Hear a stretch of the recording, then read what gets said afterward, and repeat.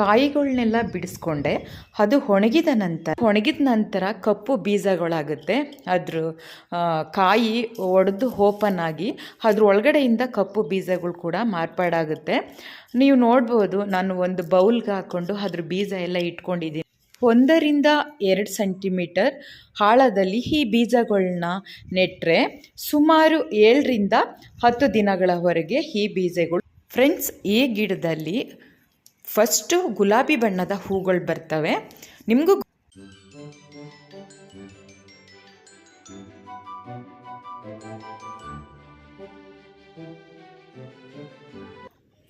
Hi friends, good morning, welcome back my YouTube channel. ಇವತ್ತು ನಾನು ಗಾರ್ಡನ್ಗೆ ಬಂದಿದ್ದೀನಿ.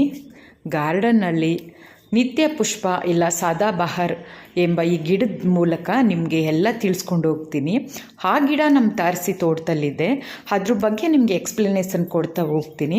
ನಾನು ಒಂದು 4-5 ಗಿಡಗಳನ್ನ ಹಾಕ್ಕೊಂಡಿದ್ದೀನಿ. ನಿತ್ಯ ಪುಷ್ಪ ಅಂದರೆ ಯಾವಾಗಲೂ ಕೂಡ ಹೂಗಳನ್ನ ಬಿಡುತ್ತೆ. ನೋಡ್ಬೋದು ಗೈಸ್ ನೀವು, ಈ ಹೂವಿನ ಗಿಡನ ಎಷ್ಟೊಂದು ಹೂಗಳು ಬಿಟ್ಟಿದೆ ಅಂತ. ಯಾವಾಗಲೂ ನಿತ್ಯ ಪುಷ್ಪ ಅಂದರೆ ಡೈಲಿ ಕೂಡ ಹೂ ಬಿಡುತ್ತೆ. ನೋಡಿ ಎಷ್ಟೊಂದು ಹೂಗಳು ಬಂದಿದೆ. ಅದ್ರ ಗಿಡ ಕೂಡ ಹಸಿರಾಗಿ ಕೂಡ ಇದೆ, ಮತ್ತು ಎಲೆಗಳು ಕೂಡ ನೋಡ್ಬೋದು ಗಿಡದ ತುಂಬ ಇದೆ. ಹೂಗಳು, ಈ ಗಿಡದಲ್ಲಿ ಸುಂದರವಾದ ಗುಲಾಬಿ ಬಣ್ಣದ ಹೂಗಳು ಬರ್ತವೆ. ನೀವು ಕೂಡ ನೋಡ್ಬೋದು ಗಿಡನ ಯಾವ ಕಲರ್ ಬಂದಿದೆ ಅಂತ. ಹೂವು ಒಣಗಿದ ನಂತರ ಉದ್ದವಾದ ಬೀಜದ ಕಾಯಿ ಕೂಡ ಬರುತ್ತೆ. ಅದು ಗ್ರೀನ್ ಇರುತ್ತೆ, ನೋಡ್ಬೋದು ನೀವು. ಫ್ರೆಂಡ್ಸ್, ಮುಂದೆ ನಾನು ತೋರಿಸ್ಕೊಂಡು ಹೋಗ್ತೀನಿ ಆ ಕಾಯಿ ಹೇಗಿರುತ್ತೆ ಮತ್ತು ಆ ಬೀಜಗಳು ಹೇಗಿರ್ತವೆ ಅನ್ನೋದನ್ನು ನಾನು ತೋರಿಸ್ಕೊಂಡು ಹೋಗ್ತೀನಿ. ಇವಾಗ ನೋಡಿ ಎಷ್ಟೊಂದು ಹೂವಿದೆ. ಒಂದು ಗಿಡದಲ್ಲೇ ತುಂಬಾ ಹೂ ಬರುತ್ತೆ. ಎಷ್ಟಿದೆ ಅಂತ ಹೇಳಲಿಕ್ಕಾಗಲ್ಲ, ಅಷ್ಟೊಂದು ಹೂಗಳು ಕೂಡ ಬರುತ್ತೆ. ನೀವು ಮನೆಗಳಲ್ಲಿ ಒಂದು ಗಿಡ ಈ ಥರ ಹಾಕ್ಕೊಂಡ್ರೆ ಸಾಕು, ನಮಗೆ ಡೈಲಿ ಹೂಗಳು ಸಿಗುತ್ತೆ. ನಿತ್ಯ ಪುಷ್ಪ ಅಂತಲೇ ಅದ್ರ ನೇಮ್ ಇಟ್ಬಿಟ್ಟಿದ್ದಾರೆ. ನಮಗೆ ಡೈಲಿ ದೇವ್ರಿಗಾಗಷ್ಟು ಹೂ ಸಿಗುತ್ತೆ. ನೋಡ್ಬೋದು ಎಷ್ಟು ಚೆನ್ನಾಗಿದೆ ನೋಡಲಿಕ್ಕೆ. ಪಿಂಕ್ ಬಣ್ಣದಲ್ಲಿರೋದ್ರಿಂದ ನೋಡಿ ಯಾವ ಥರ ಇದೆ. ನಮ್ಮ ಹಳ್ಳಿ ಕಡೆ ಇದನ್ನು ನಾವು ಎಲ್ಲರೂ ಬಟ್ಲು ಹೂವು ಅಂತಲೂ ಕರೀತಾರೆ, ಛತ್ರಿ ಹೂವು ಅಂತಲೂ ಕರೀತಾರೆ. ನಾವು ನಿತ್ಯ ಪುಷ್ಪ ಅಂತಲೂ ಕರಿತೀವಿ, ಮತ್ತು ಸದಾಬಹಾರ್ ಅಂತಲೂ ಕರಿತೀವಿ. ಎಷ್ಟು ಈ ಗಿಡದಲ್ಲಿ ಹೂ ಬರುತ್ತೆ ಅಂತಂದರೆ ತುಂಬಾ ಹೂ ಬರುತ್ತೆ. ಮತ್ತು ಈ ಗಿಡಕ್ಕೆ ಏನಾದ್ರೂ ಬ್ಲಾಕ್ದು ಫಂಗಸ್ಸು, ಬ್ಯಾಕ್ಟೀರಿಯಾಗಳು ಈ ಥರ ಬಂದರೆ ಅದಕ್ಕೂ ಕೂಡ ನಾನು ಮುಂದಿನ ವಿಡಿಯೋದಲ್ಲಿ ನಿಮಗೆ ಯಾವ ಥರ ಅದಕ್ಕೆ ಸ್ಪ್ರೇ ಮಾಡಬೇಕು ಅನ್ನೋದು ಕೂಡ ನಾನು ತೋರಿಸ್ತೀನಿ. ಯಾಕಂದರೆ ನಮ್ಮ ಗಾರ್ಡನಲ್ಲಿ ನಾನು ಮಾಡ್ತಾ ಇರ್ತೀನಲ್ವ, ಈ ಥರ ಹುಳಗಳೆಲ್ಲ ಬಂದುಬಿಟ್ರೆ ಅದಕ್ಕೋಸ್ಕರ ನಾನು ನಿಮಗೆ ಹೇಳ್ತಾ ಇರೋದಷ್ಟೇ. ಇವಾಗ ಮುಂದೆ ನಾನು ತೋರಿಸ್ಕೊಂಡು ಹೋಗ್ತೀನಿ. ಫ್ರೆಂಡ್ಸ್, ಈ ಥರ ಹೂಗಳನ್ನೆಲ್ಲ ಫಸ್ಟು ಬಿಡಿಸ್ಕೊಬಿಡಬೇಕು. ಆ ಬಿಡಿಸ್ಕೊಂಡ ತಕ್ಷಣ ಇವಾಗ ಬಿಡಿಸ್ಕೊಂಡಾಯಿತು. ಇವಾಗ ಕಾಯಿಗಳನ್ನ ಬಿಡಿಸ್ಕೊತಾ ಇದ್ದೀನಿ ಗೈಸ್. ಅದ್ರ ತುದಿಯಲ್ಲೇ ಇರುತ್ತೆ ಕಾಯಿಗಳು ಕೂಡ, ನೀವು ನೋಡ್ಬೋದು. ಸುತ್ತಮುತ್ತ ಕೆಳಗಡೆನೂ ಸ್ವಲ್ಪ ಉದ್ರಿತ್ತು. ನಾನು ಅದನ್ನೆಲ್ಲ ಎತ್ಕೊಂಡು ಸಂಗ್ರಹಿಸ್ಕೊಂಡೆ.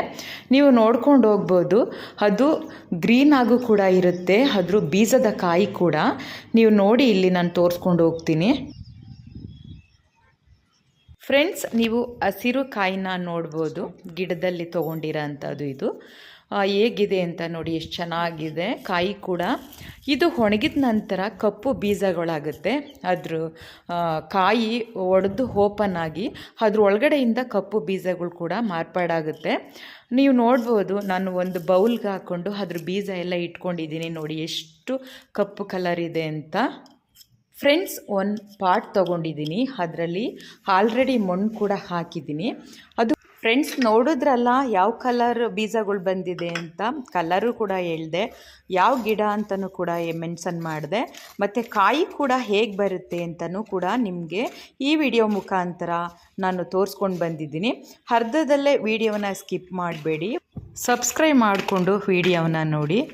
ಬೆಲ್ ಬಟನ್ನು ಕೂಡ ನೀವು ಒತ್ತಿ ಹಾಲ್ ಅಂತ ಬರುತ್ತೆ, ಮತ್ತು ಯಾವಾಗಲೂ ನಾನು ವಿಡಿಯೋ ಅಪ್ಲೋಡ್ ಮಾಡಿದಾಗ ನಿಮಗೆ ನೋಟಿಫಿಕೇಷನ್ ಬರುತ್ತೆ. ಒಳ್ಳೆ ಗಾರ್ಡನ್ ಮಾಹಿತಿ ಮತ್ತು ಕುಕ್ಕಿಂಗು ಎಲ್ಲ ಕೂಡ ನಾನು ಅಪ್ಲೋಡ್ ಮಾಡ್ತಾ ಇರ್ತೀನಿ. ಬೀಜ ಹಾಕಲಿಕ್ಕಿಂತ ಮುಂಚೆ ನಾವು ಈ ಥರ ಪಾಟಲ್ಲಿ ಮಣ್ಣನ್ನು ರೆಡಿ ಮಾಡಿ ಇಟ್ಕೋಬೇಕು. ನೋಡಿ, ನಾನು ಮಣ್ಣೆಲ್ಲ ರೆಡಿ ಮಾಡಿಬಿಟ್ಟು ಇಟ್ಕೊಂಡಿದ್ದೀನಿ ಪಾಟಲ್ಲಿ. ಯಾಕಂತಂದರೆ ಮಣ್ಣು ಸ್ಮೂತ್ ಆಗಿದ್ದರೆ ಬೀಜ ಬೇಗ ಕಡಿಯುತ್ತೆ.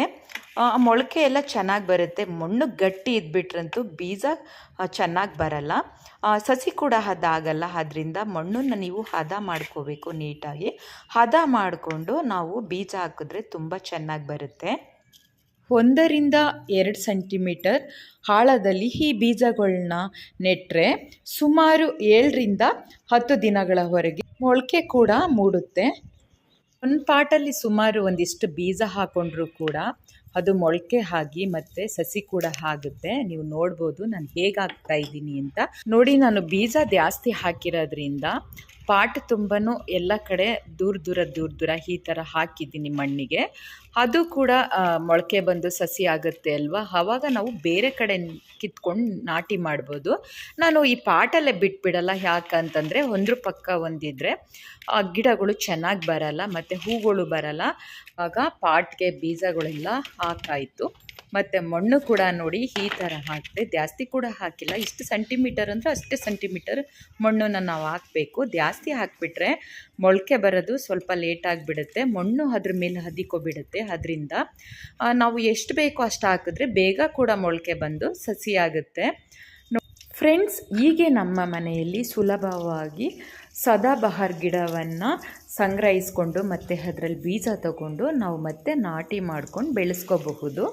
ಈ ವಿಡಿಯೋ ನಿಮಗೆ ಇಷ್ಟ ಆಗಿರುತ್ತೆ ಅಂತ ಅಂದ್ಕೊಂಡಿರ್ತೀನಿ. ಲೈಕ್ ಆ್ಯಂಡ್ ಶೇರ್ ಕಮೆಂಟ್ ಮಾಡಿ, ತಪ್ಪದೇ ಸಬ್ಸ್ಕ್ರೈಬ್ ಮಾಡ್ಕೊಳ್ಳಿ. Thank you.